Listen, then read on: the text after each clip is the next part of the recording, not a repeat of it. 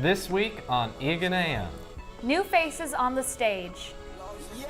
The end of a monarchy. And the Wildcat world of sports. Live from Studio 1A, this is Eagan AM. Good morning, I'm Austin Casey. And I'm Claire Nelson. Juniors, remember to register in the counseling office to take the PSAT. Slots are limited, so sign up before they run out.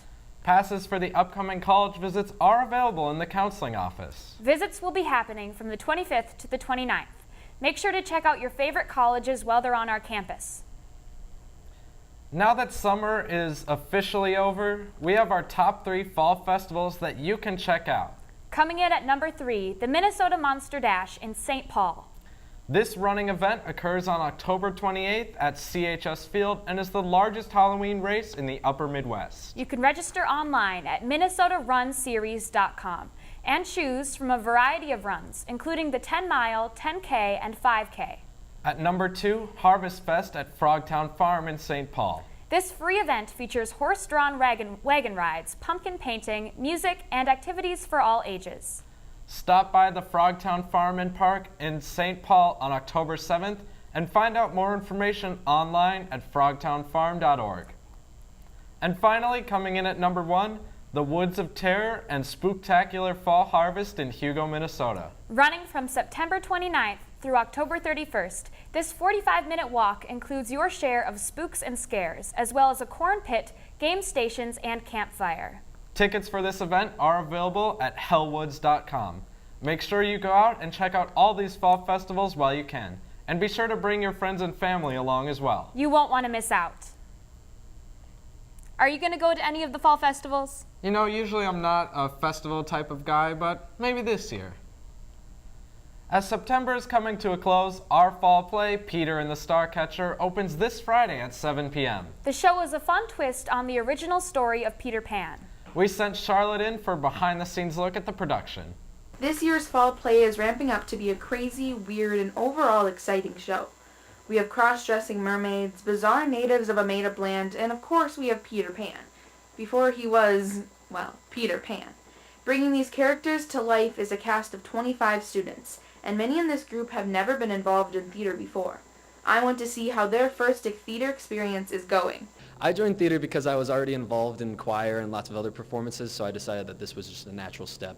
I thought that I was just going to, stack my college resume, hopefully. I wanted to try new things and expand my high school experience. I thought theater was going to be a lot of people who are really good at acting, so I wouldn't know how to, surround myself with that because I haven't been used to it. I thought it was going to be pretty boring. I thought we would be sitting down some more, talking through things. It turned out that it ended up being moving around a lot, working through things. But now I realize that I'm just as weird or weirder than everybody in theater. I think the new people that have tried out theater are fit in pretty well. I have enjoyed theater. It's been a blast seeing the show move along, seeing each character develop some more and learning the story.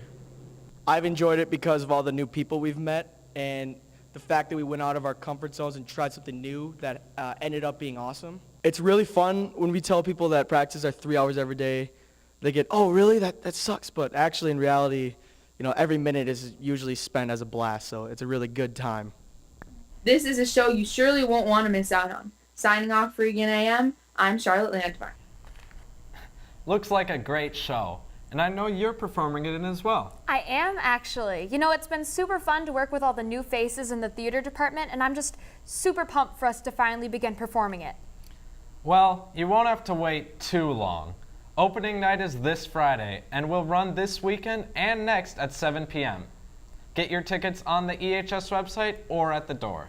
Having the entire student body get iPads this year has been a huge change for our school. Currently, there are roughly 150 students who still need to complete the iPad user agreement on FeePay. Be sure to get that in as soon as possible.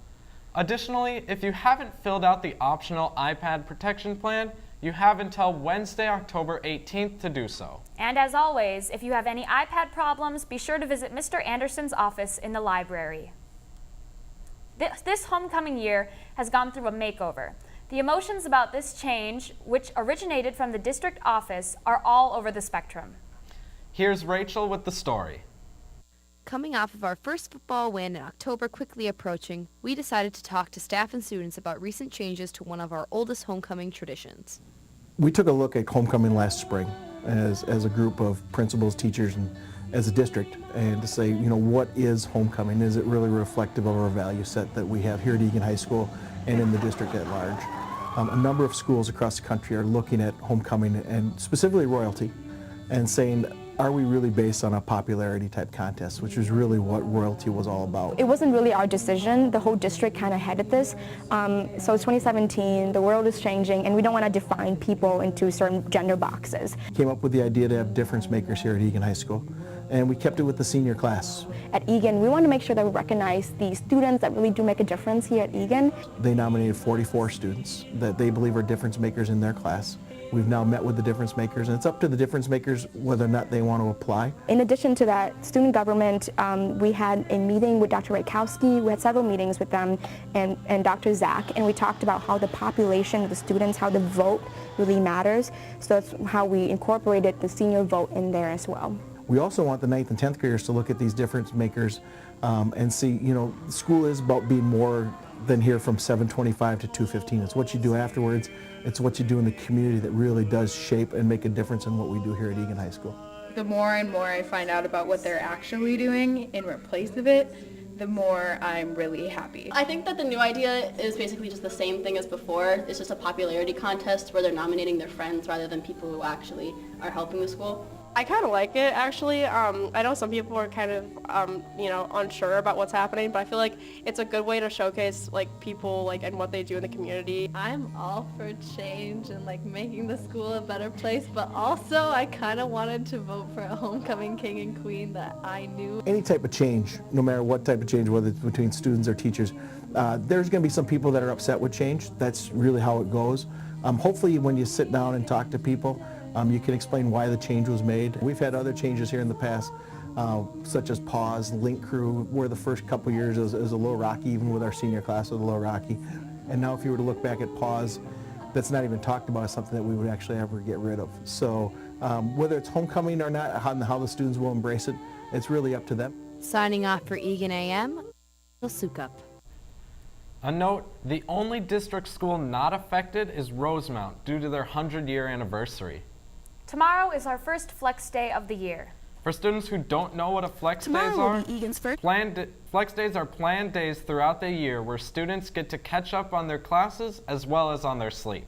Freshmen will go to the auditorium. Sophomores will be in the Commons for a study hall.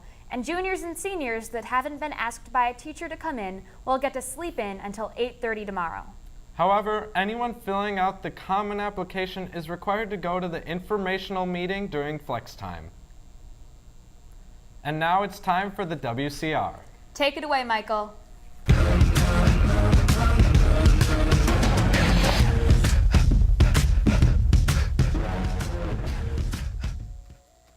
If I were a sports reporter for any of our opponents this week, I would have a tough job today.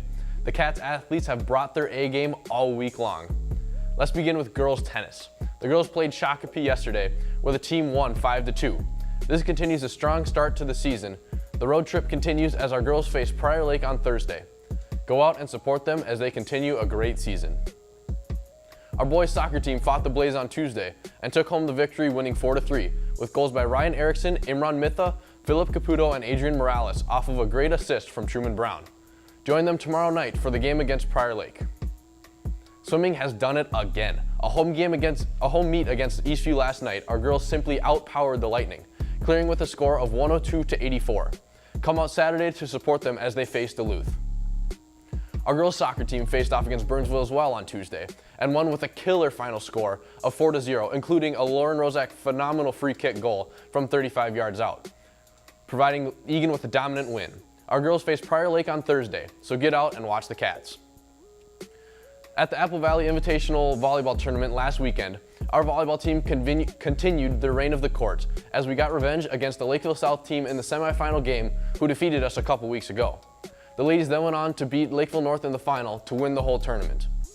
On Tuesday, we faced Burnsville and made Smokey the Bear proud as the Blaze failed to ignite, where the Wildcats won 3-0. If anyone's keeping score at home, we completely shut down Burnsville this week. A big congratulations to our football team as they broke our 22-month-long losing streak at Shakopee, wrecking the Sabres' homecoming. We went into the half trailing 14-0, but the boys brought it in the second half, where we ended up winning 31-21. Highlights of the game include 3 interceptions, 2 by junior Isaac Hofstad and a 3rd by yours truly.